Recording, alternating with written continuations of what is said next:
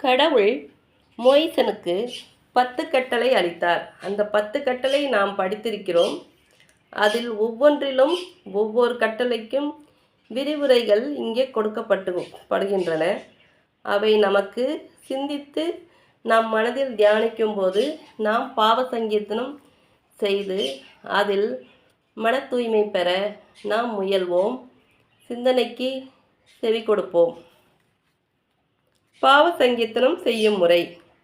மூவொரு இறைவா, நான் பாவி, எனது சொல், செயல், சிந்தனைகளால் உமது அன்புக்கும் பிற அன்புக்கும் எதிராகவும் எனது உடலுக்கும் ஆன்மாவுக்கும் எதிராகவும் பாவங்கள் பல செய்தேன். என் மீது இரங்கும்.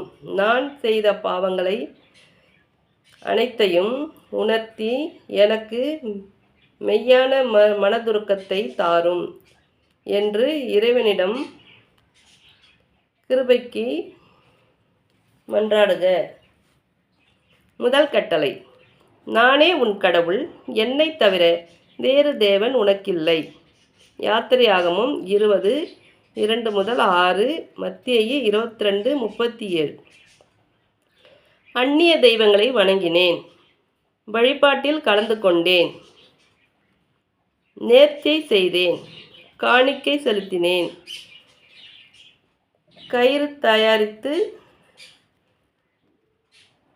வாங்கி கட்டிக்கொண்டேன், தாயத்து வாங்கி கட்டிக்கொண்டேன், பலி செலுத்தினேன், உணவு படைத்தேன், படைத்தவற்றை உண்டேன், ஜோசியம், ஜாதகம், ராசி பலன், கால நேரம், நாள் நட்சத்திரம், மனப்பொருத்தம்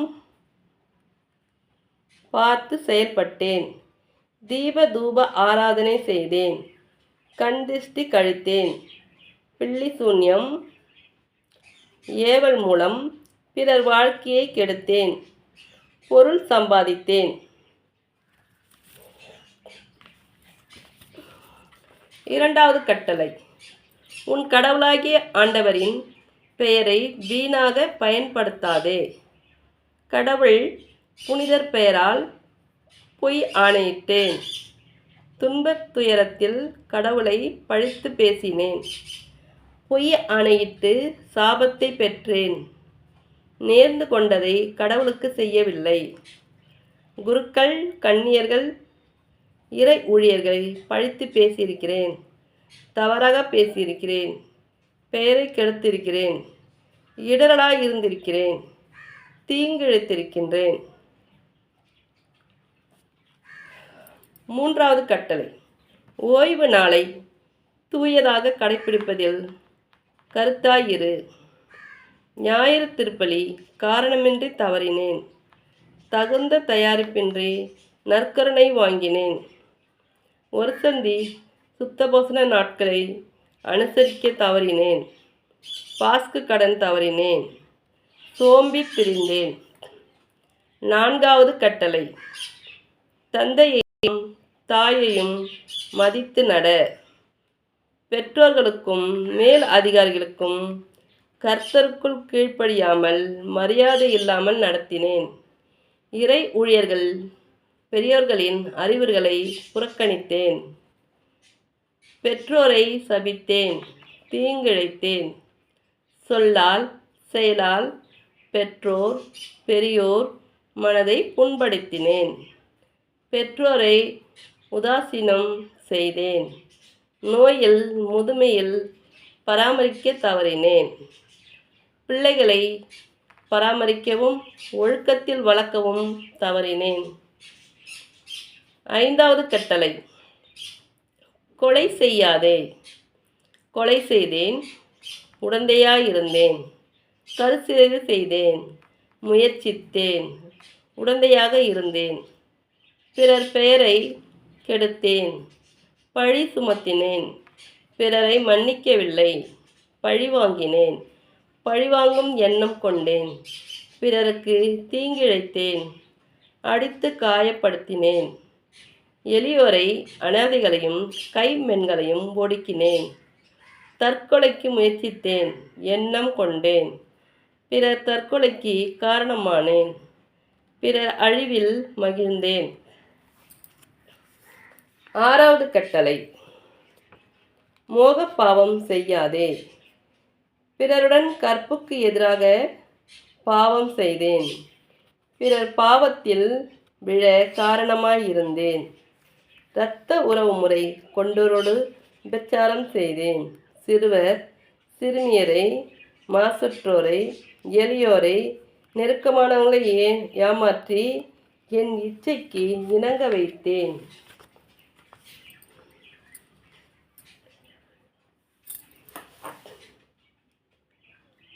விலங்குகளோடு உணர்ந்தேன். சுய இன்பம் அனுபவித்தேன். ஓரின சேர்க்கையில் ஈடுபட்டேன். உடந்தையாக இருந்தேன். பெண்ணை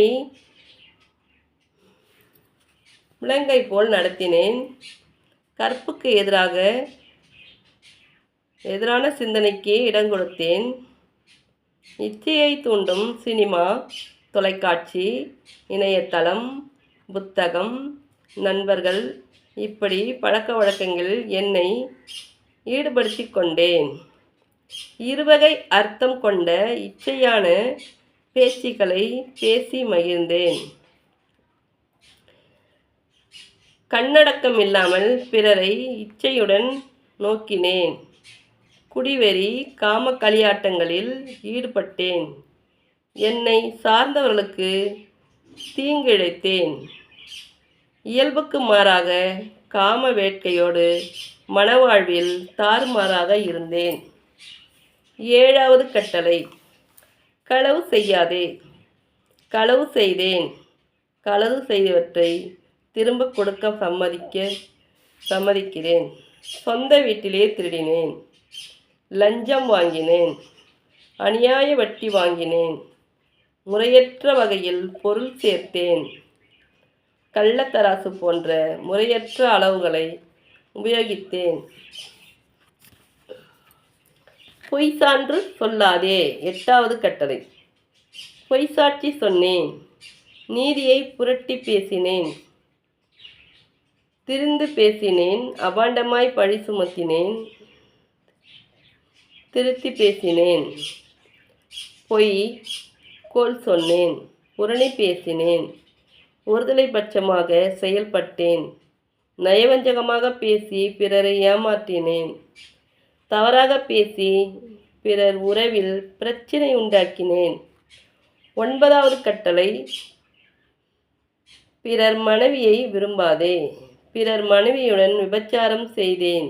உடந்தையாயிருந்தேன். சகோதரன் மனைவியை, சகோதரி கணவனை தன் உரிமையாக்கி கொள்ள பாவித்து பாவம் செய்தேன்.